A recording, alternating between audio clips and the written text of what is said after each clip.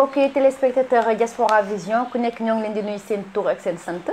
dellu si waat rek fii ci seen émission jotaay gi tey jotaay gi dafay dalal ki nga xamante ne mooy monsieur Moustapha Diagne di président CASEB coordination association yi nekk fii ci Brescia en même temps mu nekk homme politique ñu xamee ko ci parti bi nga xamante ne mooy PS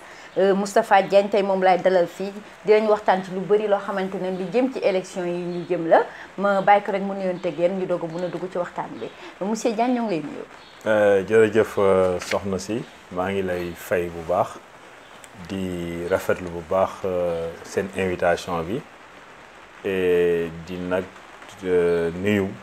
bépp doomu aadama boo xamante ne mu ngi ñuy seetaan. di jaajëfal aussi sunu mbokk yi nekk Brescia di jéggalu di tuub di baalu àq ci weeru tedd bi nga xamante ni moom la ñu nekk di weeru koor di ci baal àq ñëpp te di ñaan yàlla dimbali ñu ba nangul ñu sunuy koor ñëwit di ziare suma mbokk yi cantaakun yi nga xamante ni seen kilifa ga sëñ Béthio Thioune wuy ji na boroomam ma leen koy jaale ñoom ñëpp di ko bokk ak ñoom naqar wi ak tiis wi jërëjëf. merci beaucoup monsieur Diagne di kontaan loolu tamit aussi di partager ak yow plateau bi pour dugg ci waxtaan bi rek monsieur Diagne comme ni nga ko gisee fan yi dafa nekk à la une li nga xamante ne mooy élection yu Europe yi ak fii nga xamante ne tamit mooy Italie ban jàngat nga ci am yow. waaw bon je crois que dafa am solo. jamono buy dox ñu jéem a xool lan moo suñu intérêt ndax buñ ne comité européen xëy na buñ ne woon CEDEAO dina xaw a neex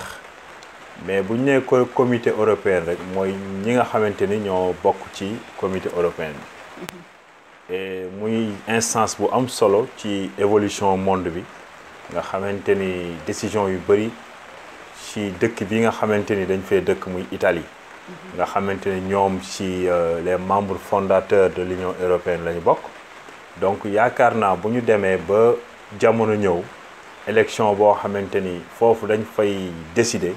fa la ñuy waxee maanaam li ñu war a jëfee day jaadu nit ñi day jaadu képp koo xamante ni rek yaa ngi fii ci monde ci Union européenne bi bokk ci nga war cee mun a yëngatu donc loolu moo tax coow li bëri na te comme que ñun ay immigré nañ ñu ngi fii ci Europe bi plus particulièrement fii ci Italie ñu am ci cër yaakaar naa ni dañuy rafetlu d'abord sax invitation bi ngeen am ak xalaat bi ngeen am pour mun cee waxtaan waaw leer na bu baax a baax te gis naa ni aussi monsieur Diagne jamono yi ñu toll at yi ñu toll nii dafa mel no Europe yëpp du Italie rek ñi nga xamante ne dañoo contre immigration te ñu ngi à la montée fi mu nekk nii te gis naa ni que suñ moytuwul ñoom ñooy gën a placé wu ko sa ñeneen ñi yow ban lan nga ñu mën a wax ci côté boobu ñii bés bu ñu demoon ba falu lan la immigré di nekkati fii ci en Europe. waaw bon xam nga en fait en politique moom benn genre boule la. buy tourner. des fois sinistra bi des fois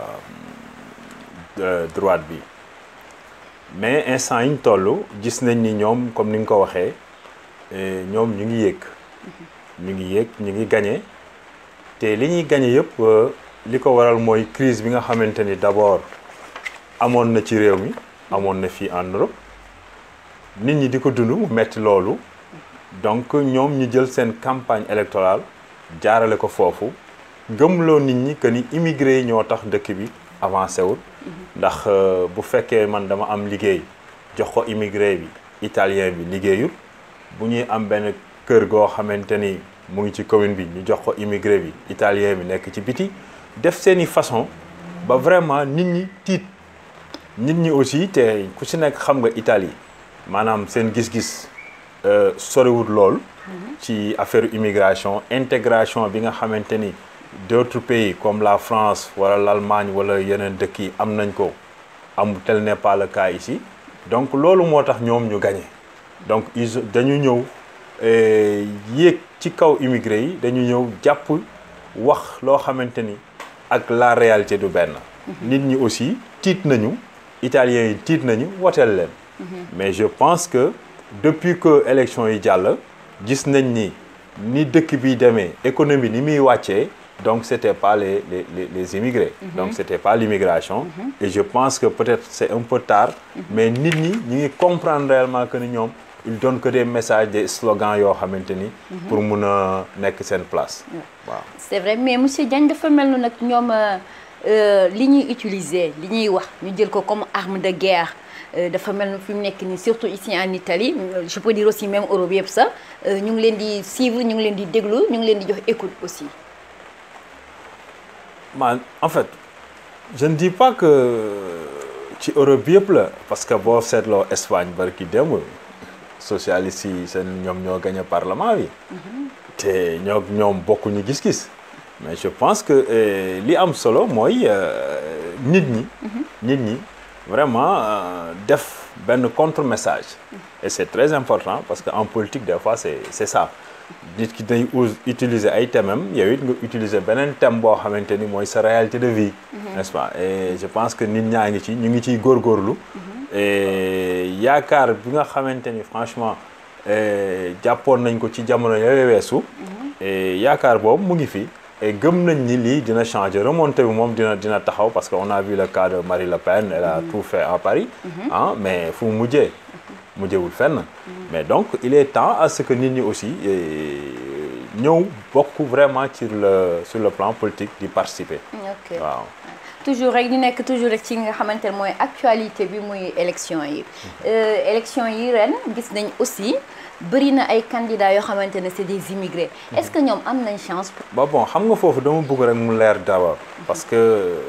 j'ai vu des immigrés yoo xamante ni. En fait ñu ngi leen def ci liste yi bon il y a deux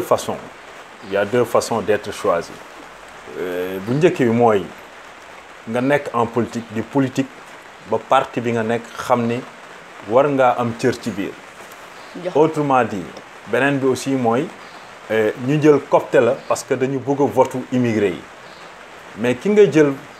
pour deuxième phase yi jël ko pour votu immigré yi kooku bu ñëwee est-ce que réellement sur le plan politique am na ay bagages nécessaires pour mun a défendre parti bi nga nekk parce que le plus souvent c'est des gens yi nga xamante ni duñu sax def politique duñu bokk ci benn parti mais dañuy gis ni vraiment dëkk bi conseil communal bi nañ ko ci jéem a boole au moins moom mu feeñ ci photo yi et là man vraiment je regrette su fekkee ni am na pour nangu ñu def la noonu moi je pense que nit ki li ngay dem bay wane ni man dama cee bokk da nga ko war a mun a maîtriser da nga ko war a mun a xam lii mooy lan ndax ëllëg su ko defee boo demee ci benn débat ou bien quelque part tu risques ci nga mun a au moins défendre li nga xam ni moom nga gëm mais j'ai vu quelque part en fait des immigrés yoo xamante ni choisir nañ leen parmi les listes mais boo xoolee sur la scène politique ou bien la scène associative bokkuñu ci donc ñooñu ban intérêt wala ban valeur la ñuy amal parti boobu là point de demande. kon cela veut dire que daal amoo yaakaar. bon alors xam nga man damay politique. ba pare dama bokk ci association dama xaw a sob nag mais su ma relater l'histoire de notre frère Dior qui est devenu député en Espagne. moom c'est quelqu'un qui a bossé dafa liggéey ba nit ñi xam ko sur tous les plans mais bu ma jëlee indi ko fii en Italie su ma xoolee liste yi nga xamante ni maa ngi koy suivre mais gisuma ci kenn koo xamante ni xam nañ la donc loolu je me pose la question ñii est-ce que ci pôle bu njëkk bi la wala pôle bu mujj bi 1 bi wala 2 bi ban lañ ci parce que aussi nit ki xam nga des fois nit da ngay ñëw nga bokk ci groupe nga bokk ci parti mais da nga war a liggéey loo xamante ni day avancer le parti da nga war a liggéey loo xamante ni nit ñi dinañ xam parti bi am ses objectifs xam parti bi fan la jëm mais li ma gisagum vraiment c'est des gens qui je n'ai rien contre eux mais quand même su ma sañoon ñu taxaw seetlu si daal. xoolaat ko bu baax ñu xoolaat bu baax quoi. ok c'est vrai leer na te comme li ma doon wax sànq rek fi mu nekk nii en Europe immigration métti na lool sonn nañ lool aussi. xat nañ aussi te gis nañ ne que ñi contre immigré yi ñoo gën a placé wu fi mu nekk nii te immigré yi bëri na ñoo xamante ne am nañ droit de vote am nañ nationalité mais dafa mel nu farataal luñ ko te ñun bëgg nañ changement vous pensez que seen ñàkk farataal tamit du gën a tax tamit coono di gën a yokk ci immigré. mais bien sûr que oui parce que aussi man mënuma comprendre nga am sa nationalité bon bien vrai que ñu ne citadino série A ou bien série B la wala je sais pas comme ñu leen di wooyee ça importe peu mais l'essentiel bi mooy que ni man dama yor sama passeport donc am na droit de vote donc dama war a dem voter ji alors chaque jour que Dieu fait le 4 mai bi passé def nañ fi une très grande manifestation contre la loi bi nga xamante ni Salvini teg na ko mu décret sicurezza boobu mu indi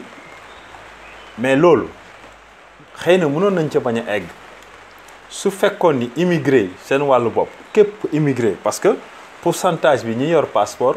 mais bëri na trop macha allah donc ñooñu ñëpp bu ñu jógoon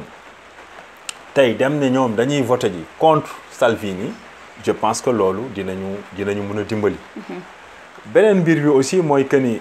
su fekkee ne yow tey da nga yor sa passeport war a dem voté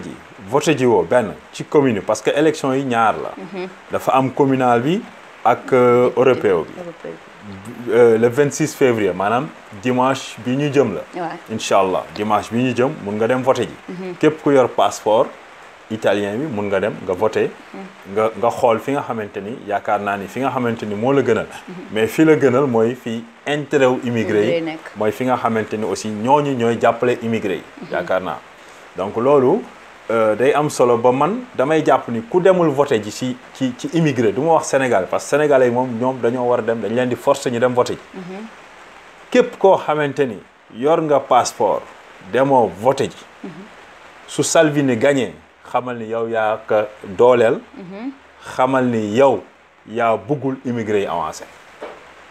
waaw parce que c'est un devoir civique boo xamante dañ ko war a def te je dis encore une chose le fait que ñuy rey suñu bopp ci Sénégal bu élection Sénégal jotee ku nekk di jóg di rey boppam et pourtant Sénégal ga ñuy rey suñu bopp dund bañ fay dund lu mu gën ngaa bëri weer lay doon wala ñaari weer ñun ñi nga xamante ni ñu ngi fii tey Sénégal bu ñu coupé woon seeni salaire man sama yoon nekku ci ndax sama salaire maa ngi koy jot fii laa nekk sama njaboot fii lañ nekk donc fii laa gën a farataal c'est-à-dire que fii laa gën a war a taxaw pour défendre l'avenir de mes enfants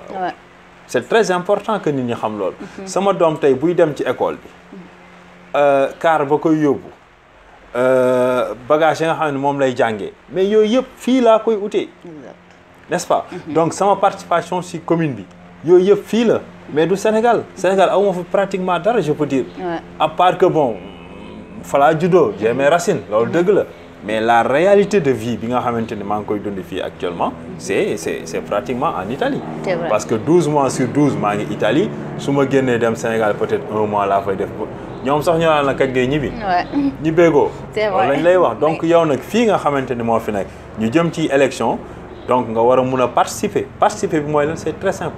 gis naa ni ñii fi nekk jamono ji te bu ñu leen dooleelee encore une fois parce que ku bañ a voté ji rek pour man ñoom ngay dooleel man c'est ce que je dis man slogan boobu la ku voté jiwul rek xamal ni yow Salvini nga jàppale parce que benn vote boobu ak lu mu tuuti bul ko xeeb benn vote boobu dafa am solo buñ ko xeeb et de ce fait je pense que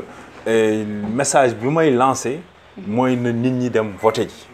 ne ñëpp dem voté ji vraiment képp koo xamante ni yor nga passeport na la jaral nga dem voté ji nous de notre côté nous ferons le tout dinañ mobiliser nit ñi et les gens vont voter incha allah est-ce que du ñàkk xam tamit moo tax parce que ñu bëri dañoo xamul moo tax mais xamuñu ne que am na lu bëri loo xamante ne ñoom ñoo ko mën a changer mais effectivement parce que xam nga fexe ba bokk sur les instances de décision dafa am solo c'est-à-dire que fa ñuy séddalee yaakaar naa ni foofu la ñu war a mun a xeex te dafa jot nag immigré yi xam ni dañoo am njëriñ ci dëkk bi ñu nekk ak dëkk bu ñu mënti nekk fu ñu nekk dañ fa am njëriñ bon xëy na nag du ñëpp ñoo nekk ci yoon wu jub du immigré yëpp ñoo nekk ci yoon bi loolu moom comme aussi yeneen yi nga xamante ni ñi fi dëkk aussi noonu la ñu mel àdduna moo mel noonu. mais li ci am solo mooy ku xamul aussi ñun à travers les réseaux sociaux. ñu ngi woote téléphone yi ñu ngi def ay messages. di jàllale ni parce que dafa jot. parce que man li may ragal rek mooy sama ëllëgu njaboot. man loolu lay xalaat sama ëllëgu njaboot parce que njaboot gi ñu ngi fi macha allah ñun ñëpp ku ci nekk yaa ngi sa njaboot toog xale yaa ngi jàngi école donc ñooñu dañ leen war a protéger te protéger leen ci naka c'est pas que toog kër ga ñu ñëw wàcc nga non da ngay war a jóg fexe ba dugg dans au niveau des instances de décision ñu mun ci participer ba nga xamante ni suñu njaboot dinañ leen aar ba teg leen ci yoon bi nga xamante ni moom lañu gëm donc ñi nga xamante ni yëguñu ko woon en fait ñu ngi continuer encore une fois di def ay messages parce que élection yi c'est le 26 prochain incha allah te dafa am solo ndax fa ñuy décider moom yaakaar naa ni képp ku yor nationalité war nga mun a dem voter ji ko. ok wax bi leer na la dañuy jóge rek ci li nga xamante ne rek aussi mooy élection yi mais du tere toujours rek dinañ nekk ci cadre bi. comme yow mi nekk président association. mais yéen seen liggéey ci wàll boobu. est-ce que yi ngeen ci taxawaay boo xam ne di gën a soññ nit ñi ci lu jëm ci élection yi seen devoir lu ñu war a def. waaw xam nga loolu moom en fait dëgg la mais ñu ngi jéem xëy na en fait matul yenn mat yi mais ñu ngi jéem. bon mais xam nga association dafa bokkul ak politique association ak politique ça fait deux et de telle sorte que am na ñoo xamante ni. ku mel ni man des fois du muy bëgg a mélanger association bi ak politique bi. waaw non c'est pas pour mélanger. mais dama xam ne association tamit xam nga pour dimbale immigré bi la. mais pour dimbale immigré bi toogaayam. fii ci dëkk bi aussi ci côté boobu laay waxee daal. mais effectivement bon ñun ñu ngi ci yëngu bu baax parce que man yaakaar naa ni plus de 2 mois ngi nii. maa ngi ci campagne bi. maa ngi sensibiliser maa ngi wax ak nit ñi di def ay vidéo pour que nit ñi mun a comprendre réellement enjeu bi nga xamante ni moom la élection yi am. exactement. alors maintenant ñi ngi préparer ay phases yoo xamante ni c'est leur montrer comment voter. parce que xëy na vote ba ñuy voter Sénégal ak bu fii du benn. donc yooyu yëpp aussi il faut que ñu xamal leen ko. mais li ci am solo daal mooy que nit ki ku yor nationalité. xamal ni soo demul voté ji bu immigré yi amee problème boo tëddee bul nelaw ndax yow yaa indi problème boobu waaw man loolu moom mooy li nga xamante ni vraiment maa ngi koy wax gaañ yi chaque fois parce que bon nous sommes à la 3e génération fii ci immigration bi ñun donc il est très normal que la vie politique bi nga xamante ni moo ñu tënk fii ñu xeex ko parce que les lois yi nga xamante ne à chaque fois day génn di dal suñu kaw c'est parce que fa ñuy décider ñu nekk ñu fa amul kenn ku fa nekk maintenant petit à petit dinañ dem ba mel comme France nga gis ay maire de dëkk bi Brescia le maire est sénégalais wala je ne sais pas des trucs pareils pourquoi pas n'est-ce pas parce que aussi c'est l'avenir moo ko soxla xam nga l'avenir a besoin de ça à ce que ñun ñi nga xamante ni ñu ngi fii ñu participer di nangu aussi di nangu ni alors ñëwuñu rek pour dund entre sénégalais xam nga ñun aussi dañu xaw a réservé wu sénégalais daf xaw a réservé wu des fois bu ñu la gisee nga ànd ak tubaab sax dañuy xool naan kii tubaab bi mu àndal et pourtant yaa ngi dëkk tubaab bi exactement yaa ngi si dëkk tubaab bi donc c'est normal que intégration boobu ñuy wax ce ne sont pas ces blancs là qui vont venir nous frapper là à la porte pour nous dire écoutez les gars sortez non amul ñun ñooy jóg ak suñuy façon dem fekki leen waxtaan ak ñoom parce que nit ki aussi loo xamul rek day doon kumpa ci yow. exactement n'est-ce pas day doon kumpa ci yow. donc je pense que il est temps à ce que nit ñi gën a def intégration boo xamante ni sur variées phases yoo xamante ni muy politique muy social muy culturel sur beaucoup de choses quand même il est temps à ce que ñu am ouverture parce que boo xoolee léegi au niveau des écoles boo fa demee ay immigré rek fa nekk xale yi ay immigré rek fa nekk italiens yi juróotuñu n'est-ce pas donc c'est des réalités yoo xam ne demain incha allah rabbi ces enfants là man suma xalaat bi yëpp loolu la ces enfants demain dañu war a nekk à l'aise dañu war a nekk ci conditions yu bien yoo xamante ni vraiment duñu am benn complexe te instant yi vraiment lañ ko c'est notre devoir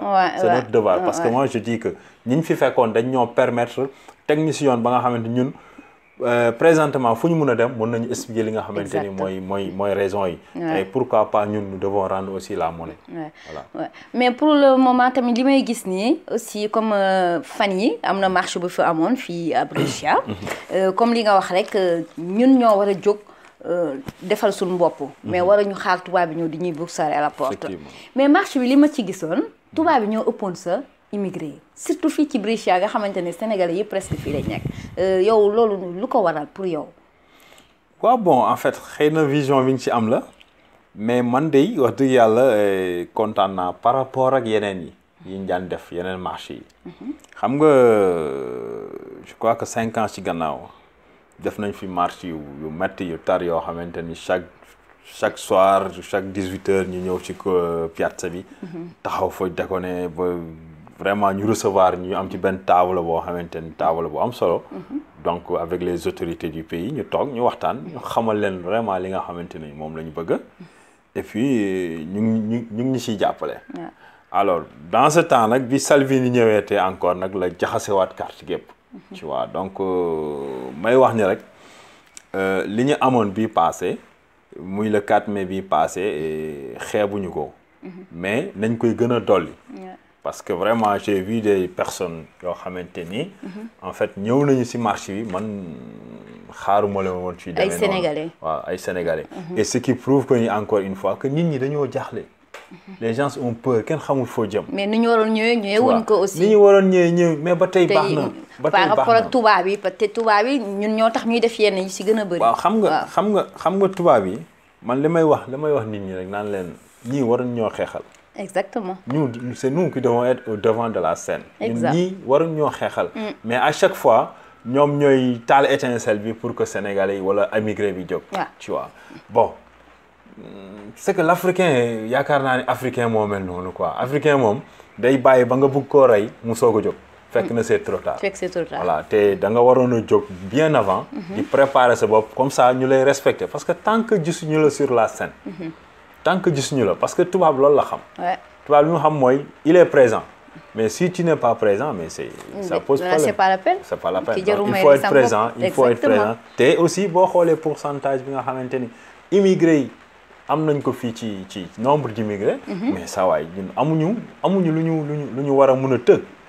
amuñu ko loo xamante ni war nañ mun a tëgg dañu war a mun a bokk conseil communal boo dem fii ci dëkk boo mun ci dem di nga fa fekk 2 ba 3 immigrés dans les normes am nañ ko y a les possibilités mais nag bon buñ fekkee désintéressement total la ñuy wane sur le plan politique mais là maintenant ça pose problème te ñu ngi juum parce que fi mu nekk ni moom lu ci bokkul rek mënul dem. mais c'est vrai te damay wax le plus souvent ne day ne yàlla du tëj buntu tëj palanteer. mais c'est vrai wàcc rideau yi. mais du ko def parce que yàlla may nañu moyen. moyen bi ñu may mooy nationalité boobu ak cooli li muy bëri am nañu chance ba am mun a am nationalité boobu da lay jox droit de vote. déjà rek c'est quelque chose nañ ko exploiter problème bi mooy nañu exploiter loolu mais tant que exploiter wuñ ko tëdd ak suñuy nationalité boo ñëwee ba aéroport kii jaar fee comité européen man may immigré mais loolu rek mooy différencement gars yi li ñu koy utiliser wala ñu toog ba mu neex leen ñu jóg dem beneen dëkk toog fa ne dañuy seeti leneen waaw loolu tamit foog naa yéen association yi tamit war ngeen ci liggéey bu baax tamit gën a soññ nit ñi ñu gën a comprendre parce que am sa nationalité pour voyager loolu taxul ñuy jox nit ñi nationalité loolu tamit je pense que seen liggéey la yéen association yi ak daayira yooyu daal gën leen soññ ci loolu tamit waaw de toutes les façons man moom je suis ouvert à tout parce que dëkk bi toll na foo xamante ni il faut que ñuy wax parce que dañu xaw a négligence tuuti ñun sénégalais bi li mu bëgg rek mooy alors maa ngi koy dóor maa ngi ak samay heure comme ni ñu koy waxee am naa sama salaire ma ñëwee jàpp sama télé seetaan soxna si defal ma benn ceebu jën bu baax man pare naa ci tegal ataaya voilà ma teg ataaya pare naa ci et puis c'est pas ça parce que dans cette vie là y a des réalités y a des réalités yoo xamante ni ñun ñoo war a dem face à ces réalités dañu war a jóg nekk face à ces réalités tu vois des gens yoo xam ne du lundi au vendredi nous sommes en réunion à chaque fois il y a quelque chose boo xamante ni dañ fay dem te bu ñu demee ñu nag tubaab ñoo fay toog di waxtaan di xool yan la ñuy def yan solution la ñuy def. Et en ce moment où tant d'autres personnes ñi nga toog di nelaw.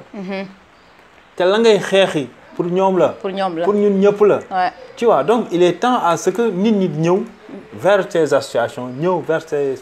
ces daïra pour recueillir le maximum d'informations. Ouais, ça, je pense que c'est très important. C'est très important, oui, merci beaucoup. Monsieur Diagne, comme président CASEB, ma bëggoon xam nag temps yi ci lan ngeen nekk ci lan ngeen di yëngu seeni projet et tout ça parce que dégguñu leen fenn temps yi. waaw bon en fait peut-être que koor gi moo tax. mais en dehors de ça aussi ñun ñi ngi liggéey am na benn comité boo xamante ni mu ngi liggéey. parce que depuis mois de décembre dafa am benn loi boo xamante ni dafa wàcc ci sur les associations. comme quoi que ni dañu war a reformuler waat en fait les statuts des associations. et je pense que le maximum d'associations yi nga xamante ni ñu am na ñoom contact. yaakaar naa ni am na ci circuit yi ñu leen teg ba nga xamante ni ñu ngi gëstu volet yi nga xamante ni moom la leen yoon terce secteur bi may léegi. donc yaakaar naa ni ñu ngi defarwaat pour gën a mun a ñëwaat tegu nag ci ay règles. parce que boo ko xoolee association yu bëri nekkuñu ci ay règles. te léegi association yi finance ci boppam. finance ci boppam te ku nekk Italie xam nga lan mooy finance. dañuy ñëw léegi mun nañ ñëw rek fekk siège bi association bi ñëw rek fekk que ils te demanderont beaucoup de choses yoo xamante ni da nga ko waroon am soo ko amul ça pose problème. donc loolu moo tax vraiment. boobu ñu ngi ciy góorgóorlu. en dehors de ça aussi am na benn forum bu ñuy waajal. boo xamante ni incha allah le 15 juin. xam naa dinañ ci ñëw gën ci waxtaan ak yéen. nga xamante ni forum la boo xamante ni. li ko tax a jóg mooy rientrare maanaam ñibbi pour ripartire lañ ko tuddee. maanaam rientrare per ripartire. forum boobu ci volet associatif bi aussi lañ ko amee lañ ko récupérer ba nga xamante ni bon c'est des subventions yoo xamante ni. ak jàppale boo xamante ni am na ci yenn zone yi nga xamante ni ñu ngi Sénégal yu ci mel ni Tambacounda ak Kaolack. donc c'est des zones yoo xamante ni bon dañu bëgg a téye xale yi utal leen li liggéey ba nga xamante ni duñu soxlaa ñëw Europe. te loolu lépp aussi financement la boo xamante ni Union européenne moo ko def. n'est-ce pas donc loolu rek te. je peux dire que ni xam biñ ko xam. c'est pas que autorité sénégalaise moo ñu ko wax. mais ñun ñooy dox ba yam ci. ba yam ci. waaye donc muy wane nag am na benn problème boo xamante ni. dafay exister waaw dafay exister. tu vois ñun ñooy dox ba yam ci loolu. et on n'en revenait pas. te ñu leen ko waroon informer avant. mais ñañu ko waroon waxal. ñun ñoo leen ko informer. donc joué wuñ seen rôle ñoom tamit. pas du tout. c'est ça. pas du tout et ça pose problème. et ça pose problème donc de ce fait ñun li may wax sànq ne la dañoo sob il faut que ñuy sob pour ñëw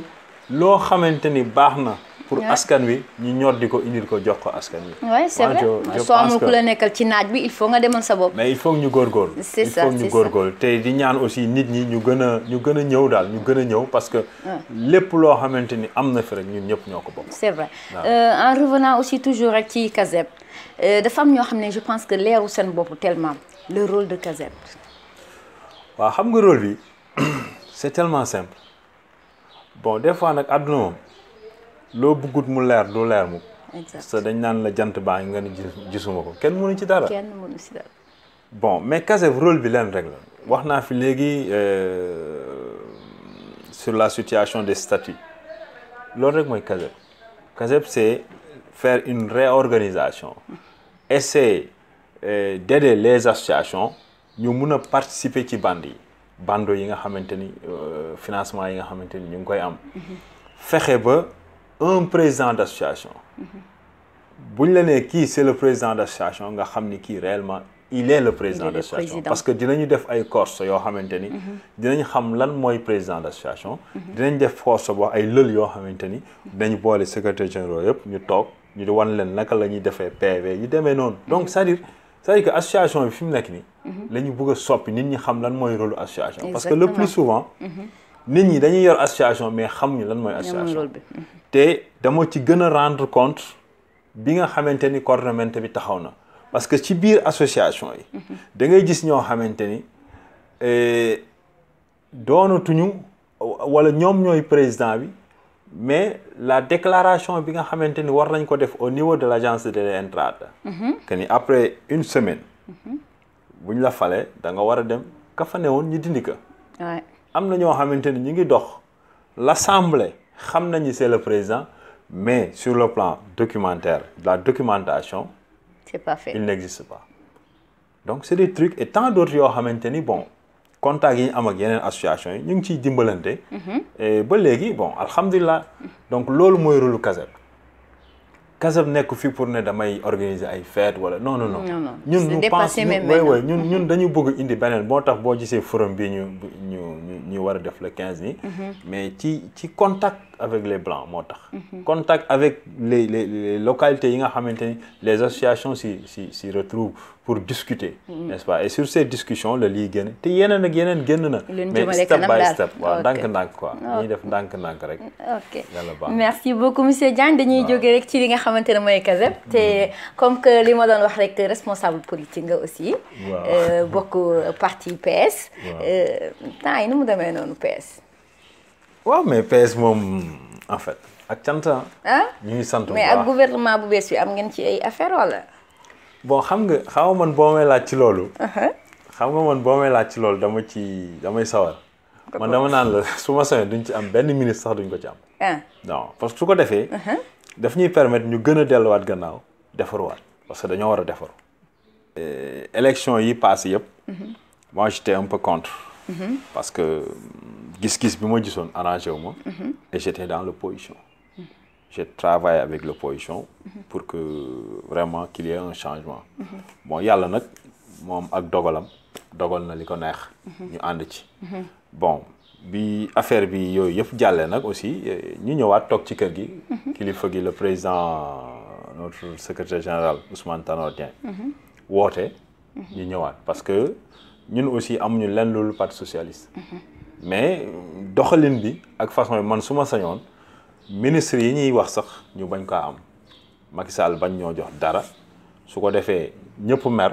ñu delluwaat gannaaw defarwaat suñu biir yaakaar nga dina tax ñëpp delluwaat ginnaaw defarwaat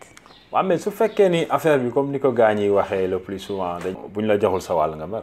waaw dëgg la n'est-ce pas dëgg la donc voilà d'accord parenthèse la woon rek comme que da nga bokk ci parti politique loolu dama koy bàyyee ñoom Malick Sakho non ça fait plaisir bu baax xam naa dinañ leen invité seen plateau ak El Hadj ngeen waxtaan ci bu baax dugg ci bu baax ça fait plaisir waaw ma bàyyi rek nga wax sa dernier mot waaw jërëjëf di leen jaajëfal yéen ñëpp ci seen émission bi doole moom xam naa du bëri mais mooy woote rek woo Sénégalais yi yéen xamal ni leen le 26 incha allahu rabbi muy dimanche bii ñu jëm ak lu koor gi métti na ñëpp jóg vraiment dem voté ci dañ dem voté ji voté ba nga xamante ni mooy bi gën xëy na sañu maa wax bi gën fii mais quand même jàpp naa ni dañ dem voté ji ndax ñëpp xam nañ ni moom lenn moom sañ naa ko wax mooy bu fi kenn voté Salvini waaw loolu moom sañ naa ko wax moom bu fi kenn voté Salvini parce que ku voté Salvini moom mooy yow yokk nga jàngoro ji n'est-ce pas donc loolu daal laay wax di ñaan ñëpp ñi am passeport ñi am nationalité vraiment nañu dem voté ji parce que suñu ëllëg njaboot ak suñu ëllëg ñun ñuy wax mu ngi ci seeni loxo donc daal wasalaam te di leen remercier bu baax jërë ngeen jëf. merci beaucoup kooku doon na monsieur Moustapha Diagne dégg ngeen lu mu wax dafa lancer appel ci élection yi nga xamante ne le 26 lañ koy def muy suñu intérêt ñun ñëpp képp koo xamante ne rek am nga passeport na nga dem voter ji pour suñu intérêt nee na nag bu kenn wotal Salvini parce que du suñu intérêt maa leen di remercier bu baax a baax di remercier aussi kii nekkoon ci technique bi muy monsieur Augustin Faye te di leen di jox di daje beneen merci à vous merci beaucoup monsieur Diagne jërëjëf au revoir. Jaajëf.